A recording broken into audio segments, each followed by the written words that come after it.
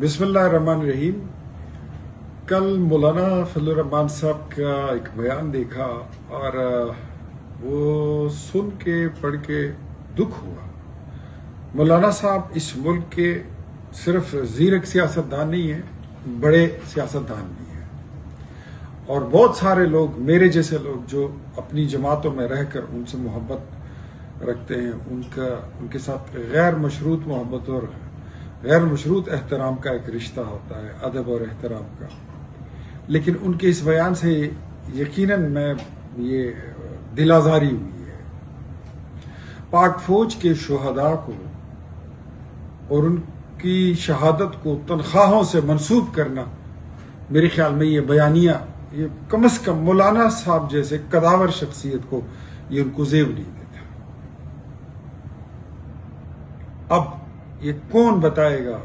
کیا کوئی پاکستان میں ایسا کوئی بندہ ہے جو چند ہزار روپوں کے عوض مرنے کے لیے تیار ہو، جو اپنا خون بہانے کے لیے تیار ہو، جو اپنے گھروں میں شہید پیدا کرنے کے لیے تیار ہو، اور ان شہادتوں پہ پھر یہ جملے کسے جائیں گے کہ تمہارا شہید جو ہے وہ شہید نہیں ہے؟ آج ہم کیا جواب دیں گے کرنل شیر خان کے ورثاء کو، میجر عزیز بھٹی شہید کو، اور ایسے ہزاروں لاکھوں شہداء جو اس دہشت گردی کی جنگ میں اس دنیا سے وہ فنا ہو چکے ہیں، اور وہ زندہ اور تابندہ رہیں گے. روز محشر وہ ہمارے یقین ہے کہ وہ اپنے اعلیٰ مرتبے کے ساتھ جو ہے تو وہ اٹھیں گے، اور وہ شہیدوں کا جو مقام ہے وہ کسی کا بھی نہیں ہے. میرے نبی نے اس بارے میں بڑی وضاحت کے ساتھ فرمایا. تو کیا ایسے شہداء کی شہادتوں پر اس کو محض تنخواہوں کے ساتھ منسوب کر دینا، یہ زیادتی ہے، یہ بہت زیادتی ہے. آپ کا گلہ ہو سکتا ہے، سیاست میں اسٹیبلشمنٹ کا کردار ہو سکتا ہے، اس پہ بات چیت ہو سکتی ہے. شاید آپ کی طرح کوئی گلہ میرا بھی ہو، میں بھی پختونخوا سے تعلق رکھتا ہوں، میرے ساتھ بھی اس طرح ہوا ہے.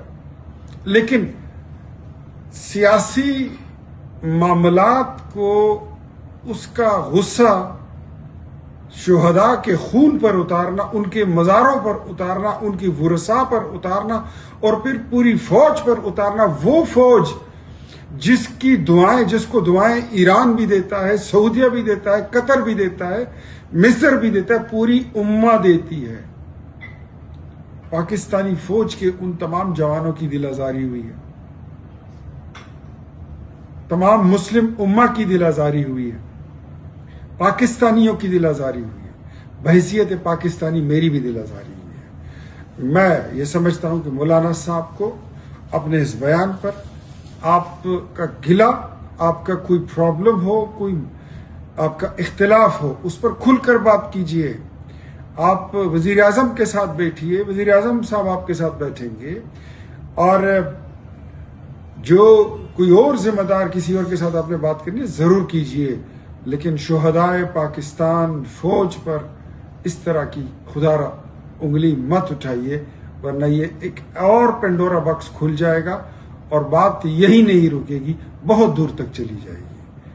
آپ سب کا بہت شکریہ. پاکستان زندہ باد اور ہمیشہ زندہ.